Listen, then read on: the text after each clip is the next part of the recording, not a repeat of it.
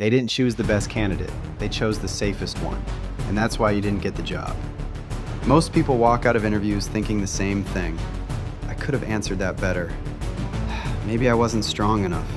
I should have said this instead. And for a long time, I thought that was true, that hiring is basically a comparison. They line up candidates, look at skills, experience, performance, and then pick the best one.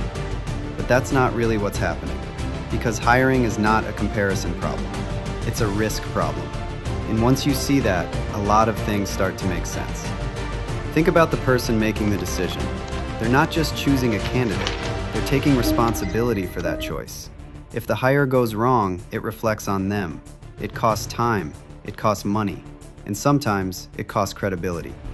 So they're not asking, who is the most impressive person here? They're asking something slightly different. Who is the safest person I can justify choosing? And those are not the same thing.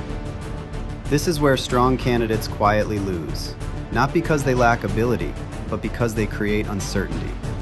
Maybe your experience is slightly unconventional. Maybe your story takes a bit longer to explain.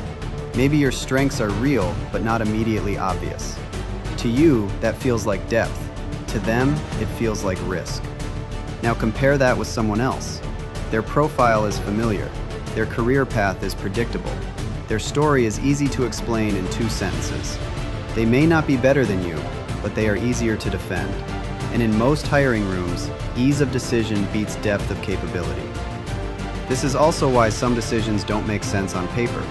You look at the person who got the job and think, I was stronger than that. You probably were, but you weren't the safer choice. Once you understand this, the question changes. It's no longer, how do I become better? It becomes, how do I become easier to trust? How quickly can someone understand what I do? How clearly can they explain me to someone else? How predictable does my performance look from the outside? Because in the end, hiring is not about finding the best person. It's about making a decision you won't regret.